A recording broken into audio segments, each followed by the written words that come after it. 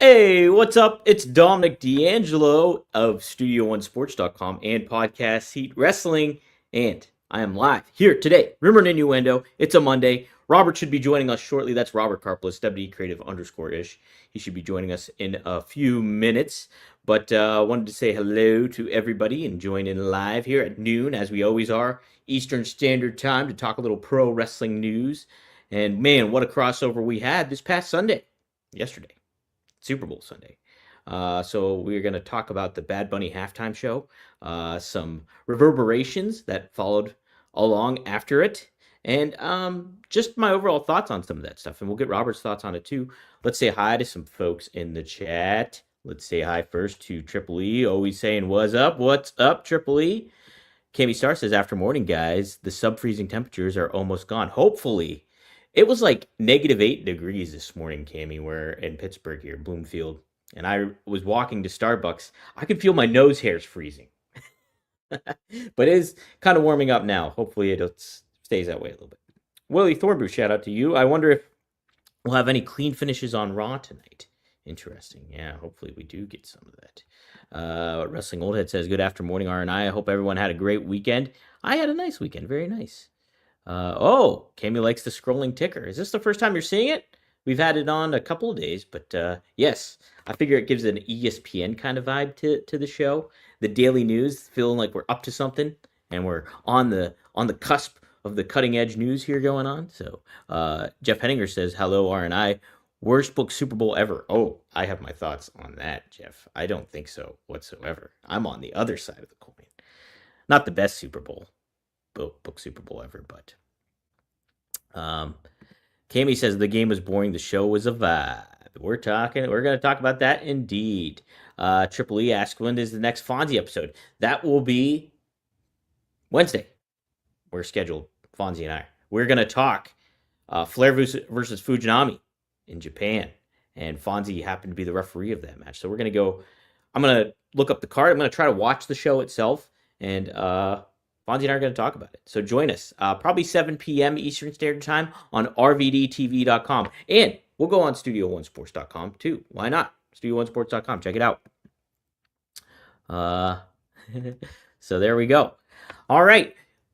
Get my quick thoughts. Now, I did a live show here yesterday after the Super Bowl to talk about the halftime show in detail and why I thought it was a great halftime show and why I thought it resonated on several levels. I thought it was a lot of speculation and thought process that this was going to be the end of Western civilization as we know it. A lot of hyperboles talked about it, and as always, media makes a big stink about something that it's pop culture. Sure, a lot of people watching it, but is it necessarily going to change the world? I thought it was a positive, uplifting halftime show with a great vibe, and I thought it was, if you're taking if you're somebody that has exceptions with, he's singing in Spanish and this is America, blah blah blah. If you take that element out of it and just be like, I'm gonna watch this and not consider the language barrier and just look at it for what it is. It was a very, very positive, optimistic, and inclusive for all different people from walks of life. Now, I know it's all Puerto Rican focused and Hispanic focused in during the halftime show, with probably the exception of Lady Gaga. But I think if you can have empathy for people and an understanding, you were a part of that as well.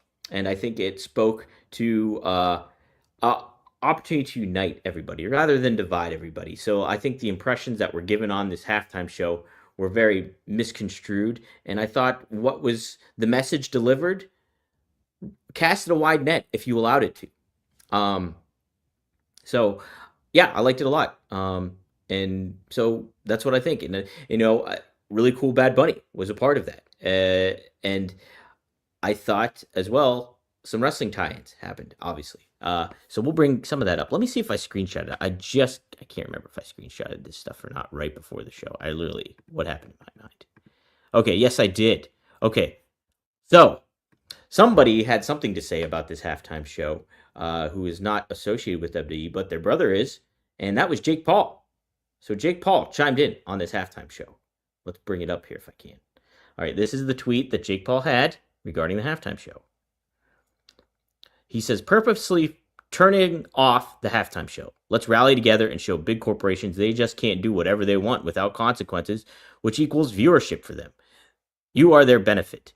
Realize you have power. Turn off this halftime. A fake American citizen performing who publicly hates America. I cannot support this.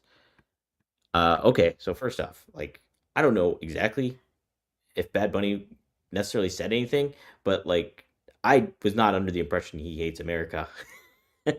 Puerto Rican is an American territory, so he's technically an American citizen, and so don't know if that was a great tweet to put. It wasn't a great tweet. Also, what Jake Paul is not realizing is that creates more division just saying that kind of stuff too at the same time.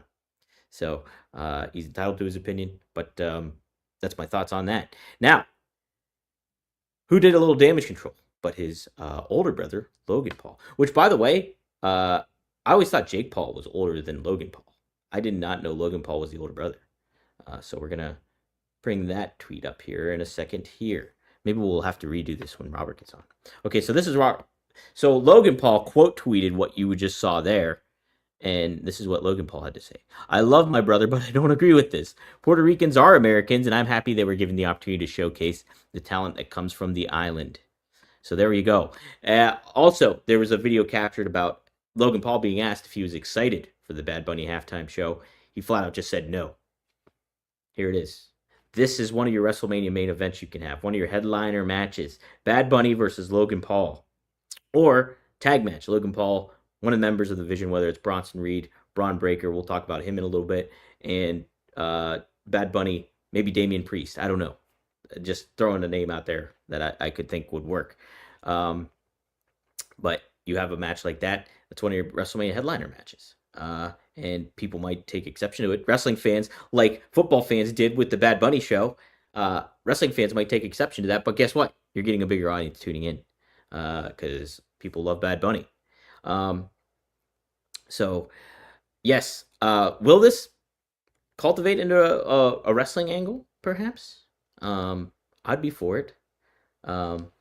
Wrestling Old Head says the Paul brothers versus Bad Bunny and Damian Priest. I can see it.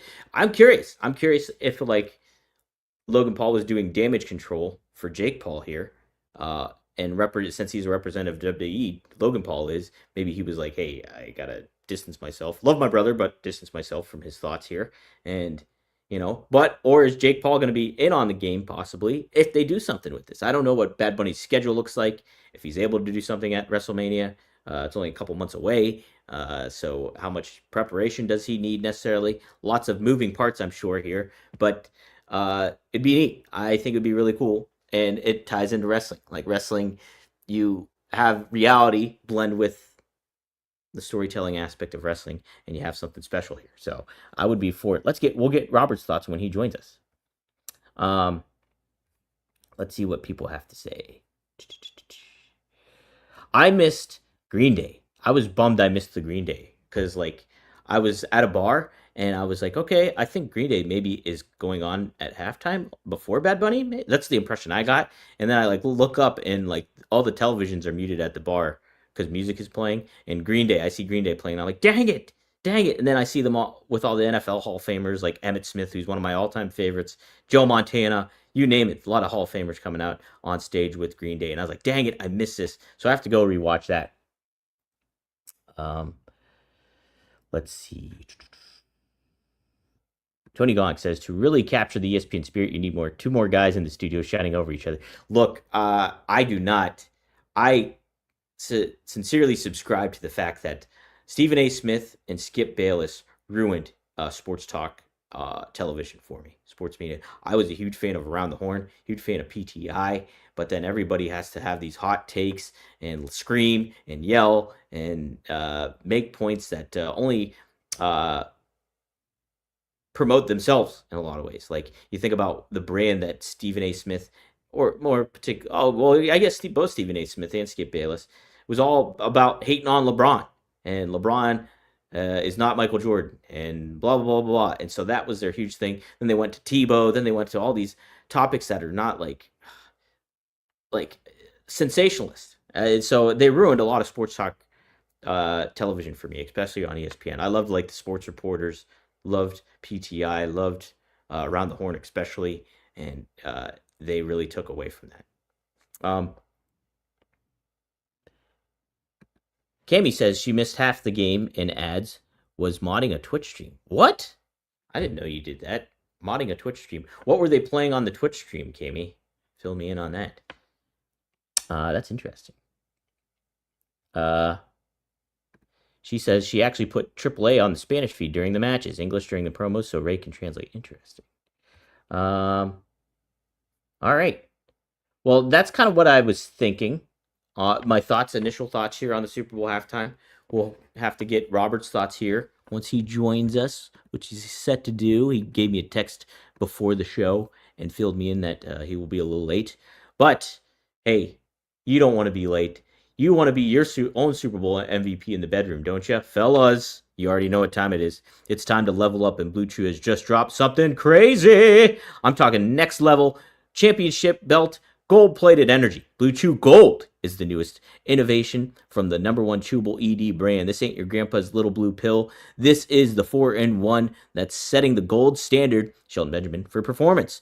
We're talking 2 ingredients for blood flow to keep that rocket pumping, mixed with apomorphine, and oxytocin to turn up the arousal and connection in your brain and body. Blue Chew Gold dissolves under your tongue and works in as little as 15 minutes. That means you can get it on quicker and stay in the game longer. Elevation without hesitation. This is peak passion and peak performance in a single tablet. So, we have a special deal for our listeners. Get 10% off your first month of Blue Chew Gold with our code RUMOR. That's promo code RUMOR. Visit BlueChew.com for more details and important safety information. And we thank Blue Chew for sponsoring the podcast. All right. So, did get to catch some SmackDown. Thought it was a pretty decent show. There's a lot of entertaining elements that I think make it stand out different than Raw. Kit Wilson's a lot of fun.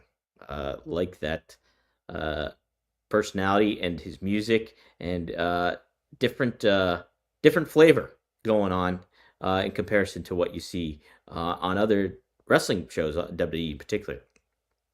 And then what are some other takeaways that I had? Obviously, Randy Orton is qualified for the Elimination Chamber. Should be a good name to have in the mix there. And I don't think you necessarily... I mean, would have been kind of cool to see Aleister Black get a push and get put into the chamber as a name. I think you could tell a fun story with him being in the mix. Just have him just start going on more of a tear. So I'd like to see more done with Aleister Black overall, to be honest. And then let me think what else I liked about it. Trick Williams is amazing. Man, what a star. It's just amazing on the microphone. And they know it. They're putting him in high-profile confrontations. Drew McIntyre, and so many others like that. He just mixes it up with, and he fits right in, and even makes that person make it feel like cool. And I'm excited for Trick Williams and what he's capable of doing. Also, I just like the charisma of Carmelo Hayes as well. I know they were synonymous with one another in NXT, so I think it'd be great. I'm intrigued to see what more they do. Don't necessarily like, it seems like, no offense to The Miz whatsoever. Like, he's a hard worker. He fits right in. He's somebody that you can pair up with, and, he can job and help kind of elevate that person. But I also feel that at the same time, too, working with The Miz does not help anybody, I don't think. And I hope that doesn't sound mean. Like, I just feel it's like, oh, it's a Miz thing? Okay, whatever. They don't know what to do with this person. That's what it feels like when you pair somebody up with The Miz, like in a match or in a feud. Not necessarily if you pair him up with somebody. I think if you pairing up with Carmelo Hayes, kind of made a little bit of sense, to help, develop somebody. But if you put somebody in a feud against The Miz, it's just like, they don't know what to do with this person right now. And that's kind of the vibe I was getting comes to Ilya Dragunov. I would ultimately love to see Ilya Dragunov versus Brock Lesnar at WrestleMania. I think that would be a blast of a match, and you could really hype that up and make it fun, and then have Ilya beat Brock at WrestleMania. Could you imagine that? I think that'd be tremendous. I would much rather see. Now, don't get me wrong. I think Brock versus Gunther would be amazing too, in so many levels. You'd have to, but the only thing is, you'd have to have Gunther beat Brock, uh, and Brock's a babyface. I guess you could do it, but I'm just way more intrigued by the David versus Goliath story that you get between Brock and Dragunov, because we did get that with Bryan Danielson and Brock, but Danielson was a heel at the time, so it didn't resonate as much. I would love to see what Dragunov and Brock are capable of doing with one another in the ring. I did not see this. Did you see AAA that El Grande Americano attacked El Grande Americano? Did not see that. Oh, Cammy Star is a mod for WWE Supercard. Interesting. That's a wow. I used to play a little bit of the WWE Supercard on my phone. It was a while back though. Triple E says dirt sheet headline RVD co-host calls out the Miz Marcus D'Angelo versus the Miz would be cool. Oh man, I don't know. So yeah, those are my thoughts on SmackDown. Trying to think if I missed anything. The women's title picture looks interesting. It looks like we're getting Jordan Graves versus Jade Cargill first next week. So curious how they'll set all that up. Did see the little vignette they did for Bo Dallas, Uncle Howdy, and setting up. That just feels. I think there's embers still there for the Wyatt 6, but it just seems like they're kind of languishing there. I don't know. I don't know where to exactly put them or how to utilize them in the best manner, but I think there's still something you can do with them to make them feel like a bigger deal. So there we go. Ember Moon, kidding, man. Yeah, that's somebody that AEW really needs to utilize a lot more. All right, so there's my thoughts on SmackDown. Something that I overlooked because of Super Bowl Sunday was Braun Breaker injured. He got a hernia, man. And according to PW Insider, it was self-inflicted when he flipped over the table at Raw, the commentary table. He gave himself a hernia. And so he had to get surgery. So I don't think there's not a timetable as to when he'll be ready to go be back in action. But that's a shot to the gut, no pun intended, because you're wanting to build Braun up here for WrestleMania, and to get him off the card like that for now could create some complications. But how do you, injuries happen. How are you going to adjust and tailor it so it makes it work? Hopefully he'll be ready for WrestleMania. But yeah, I don't know. Wrestling Old Head says, do you think they failed Royce Key's debut by putting him in the Rumble with no video packages and in an arena that doesn't air AEW? I highly think that they did not do him any favors, Wrestling Old Head. Robert and I actually talked about that. Was it on Friday? Or what? We probably talked about it a couple times. But yeah, they did not do him any favors by doing that.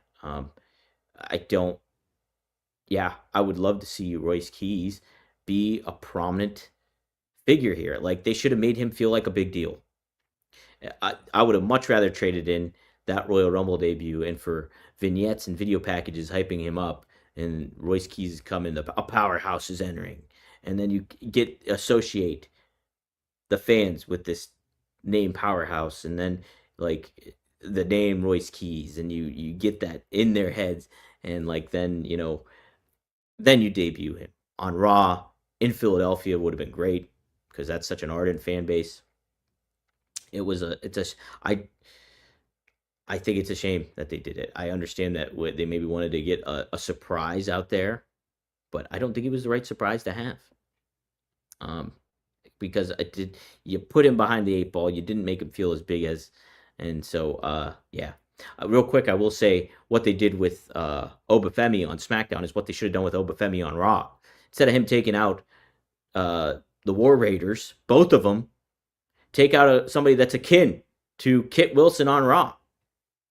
There's plenty of names that you could have put that in there and made him just destroy somebody. Whether that's both the El Grande Americano goons, you could have done it that way if you wanted two people. Hey, Jem the Don chimes in. He's an RVD fan member. What up, Dom? Hope you're doing good. Enjoyed the Super Bowl. See you later tonight. Yes, pop on in. RVDTV.com will be live tonight. Me and Rob Van Dam will be going live at 9:15 p.m. Eastern Standard Time. So tune into there. Go to RVDTV.com, hit like and subscribe. Help us out. Get the word out about that show. And yes, lots going on over there. When Carplus pops in, R and I should have a 30-minute overtime. He might no show the show. Oh, speaking of, wow, Robert, how are you? I'm good. Sorry. I'm hearing myself to your side. 1 second. I'm not going to say anything. I'm all for. I'm not saying anything. Wait, why does it say if Robert pops it? What the hell were you saying to these poor people? Somebody was asking about if Robert pops in, we should go overtime. And I was like, I don't know if Robert's. I said I think Robert might no show, but you showed up. Here you are. I'm sorry. I was on a meeting. I told you it was going to go to 12:15. They were still talking past it, and I was like, sorry guys, I got stuff to talk about because there's so much to talk about, and I'm sure you've covered a lot of it expertly, brilliantly. The guy who has so many different shows on his Studio One world. Now you're doing a show with EC3. Your brother is. What the hell? Yes, yeah. No one tells me anything, guys. I'm a spectator here. You did a live stream last night about Bad Bunny. Yes. Which I'm sure you covered. What is it you were just discussing? Because I know exactly what I want to talk about, but I'm curious where you're at. We were just talking about Royce Keys not being utilized as much as he should be. I don't think they're doing him any favors. And it's Wrestling World had asked about him debuting at the Royal Rumble, and was that counterproductive? And I said it was. And I said you thought the same thing too. Well, it was in the sense that it felt like his elimination was at the hands of the Vision. And if the idea was you were going to move him into a program where he shows up and he's coming after these guys and he's a thorn in their side, along with LA Knight and Penta and Mysterio and all that, there's a value in that. Now it seems like the idea is that he's going to debut on SmackDown, or he's going to be a part of the SmackDown brand, which is a little odd. It felt like he had a lot of momentum coming off of that Rumble, and then you don't immediately follow up with it.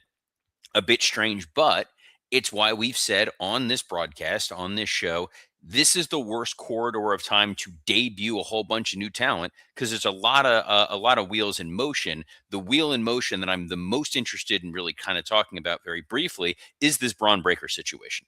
Yes, talk about it. I was very critical of the WrestleMania main event that we are getting, this Roman Reigns CM Punk main event Mania match that doesn't make any sense.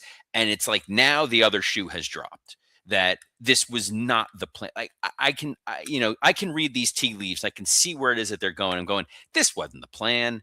This wasn't even the backup plan. The plan was Seth Rollins involved in some form or fashion. When Rollins went down, the backup plan became, let's use Punk to elevate someone. He's the interim champion. He's not the guy we wanted to be world champ, so he can lose it to whoever. Let's make it the most valuable at Mania. And it sounds like the plan was that he was going to beat Braun Breaker at the Netflix premiere. Braun Breaker goes and wins the Royal Rumble, which means Roman Reigns doesn't win the Royal Rumble. And then Braun Breaker would go on to WrestleMania, beat CM Punk, and become the new world champion, which would validate the Seth Rollins injury and him being attacked as elevating Braun Breaker. All of Paul Heyman's promos over the last few months about how these guys are the next WrestleMania main eventers. It validates Punk's whole ethos of, I want to be able to elevate new talent. I want to be able to get young guys over. I want to leave this business better than I found it.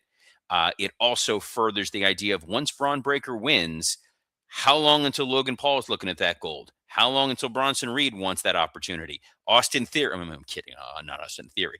And then you've got Gunther who's waiting to go after it. Like, not to mention immediate cannon fodder for Braun Breaker in the form of Jey Uso and LA Knight and Penta. So it all made sense. And then on the SmackDown side, Cody and Roman made a lot of sense. The other part of the story is that Drew McIntyre and Cody were pushing for Drew to win the title. We talked about this go way back to September, October last year when Drew kept losing to Cody over and over again. I'm like, how long until you've completely eroded any value in Drew McIntyre? And when they went to a 3 stages of hell match, I said, there's no way on God's green earth you can beat Drew McIntyre clean and see any value for him in 2026.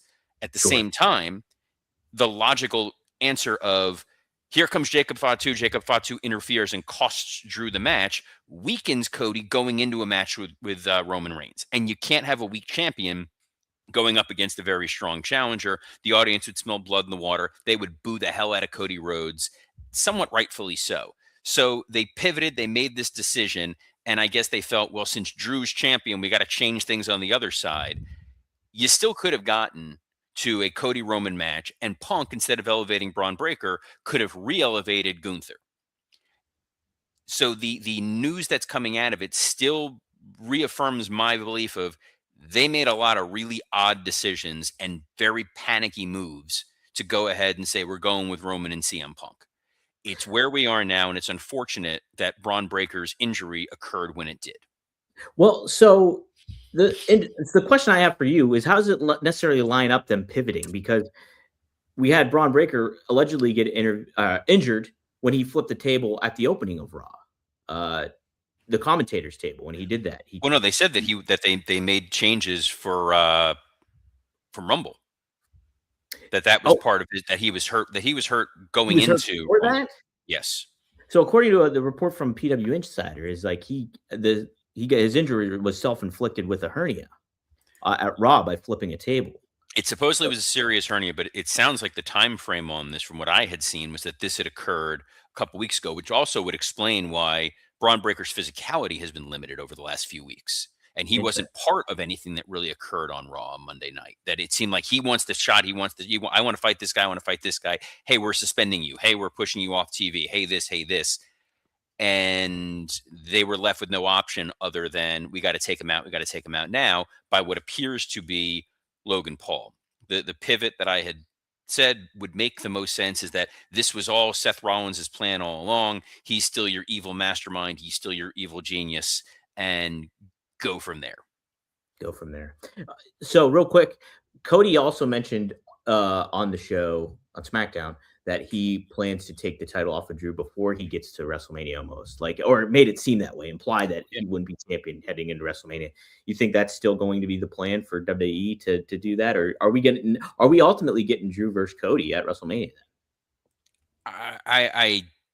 I don't know where they're ultimately going to wind up. It feels like they're trying to set up some sort of triple threat situation with Fatu and Cody and Drew. The idea that next week, or where I guess this week now, we need to see Fatu and Cody win qualifying matches in order to get into the Elimination Chamber. Maybe one of them doesn't and they interfere or whatever it may be. Like, I don't know that Drew and Cody one-on-one or Drew and Fatu one-on-one is a strong enough match. I also think they're doing Jacob Fatu a lot of disservices by not making him a clear babyface right now. I think the audience wants to cheer him, but they're not going to fully cheer him when he's in there with Cody, and you don't need to divide that crowd any further. I agree. Any other quick takeaways that you want to touch upon? I talked about the halftime show, and I talked about the Logan Paul stuff that kind of went on after that fact. I don't know if you want to talk about that, or is there anything else? I saw the Jake Paul stuff. What did Logan do? So Logan did some damage control a little bit afterwards. So if you saw the Jake Paul post, this is what Logan Paul quote tweeted after on his brother's post here. So here, I'm pulling it up. Love my brother, but I don't agree with this. Puerto Ricans are Americans, and I'm happy that they were given the opportunity to showcase the talent that comes from the island. He also was asked, there was a video clip of him going around that somebody asked him, hey, are you excited for the Bad Bunny halftime show? This was Logan Paul. And Logan Paul flat out just said no. And that was it. So I'm curious, could you cultivate something between these two for WrestleMania, or is this way too soon? And I is that mean, if it wasn't for Jake Paul's comments, I would have said absolutely. There's money in yeah, them there hills. That the idea is LA Knight and crew bring in Bad Bunny to go up against the Vision. yeah, Look, Logan Paul and Bad Bunny is a big time mainstream match. That's yes? absolutely something we're like, and the idea that Bad Bunny supposedly can be back sooner rather than later. Why the hell not? All I know is we could have Kid Rock and Bad Bunny as WWE Hall of Famers when all was said and done. What a Wow, world! WWE uniting all. I didn't even think about that. That's entirely where my brain went. Super Bowl was a great example of why wrestling is the one true sport, because you're able to script your Super Bowl to deliver the best value for your audience. Super Bowl was by the way, an excellent Super Bowl. I loved it. If you look at it from a purely technical perspective, obviously one really amazing defense, one very good defense Yeah, going at it. It's kind of like people who don't like pitchers duels in baseball. I get it. But I was enjoying it. My wife and daughter me were too. like, "Can we get some touchdowns?" Like this is kind of slow and grinding, and Mike Tirico talking about how much he loves special teams. It's like I get it, but it's not what you want for your Super Bowl. You want like yeah, you want these guys like winning like 34-30 in like a total just insane offensive slugfest. Well, Instead, I we know as got a Dolphins fan and as a Jets fan, we're happy the Patriots lost. That's for sure. Oh, I was rooting against the Patriots as hard as humanly possible. I will Absolutely. always hate the And the way they lost is even better. Sam Darnold getting his redemption story too. That's good storytelling. and I mean it's fine. Yes. If Sam Darnold put on a Super Bowl worthy performance, then yeah, what a redemption story. I don't think Disney's optioning the right for the guy who kind of got it done. No turnovers the whole playoffs by Sam Darnold. First Boy, ever time for a quarterback. that's captivating. I loved it. Um, I knew Drake that. May getting sacked over and over again. Look, he's a North Carolina kid. I like UNC quite a bit. I have some coworkers who were rooting hard for Drake May and not the Patriots. There were no Gators involved in this Super Bowl, so it was kind of like, all right, there's that. One of the kids playing for Seattle played for the school that my daughter goes to, so I was like, all right, I'll root for Who was them. that? He didn't play. He Oh, was okay. he's a defensive end who I don't think got a minute of play time, but at least it's there.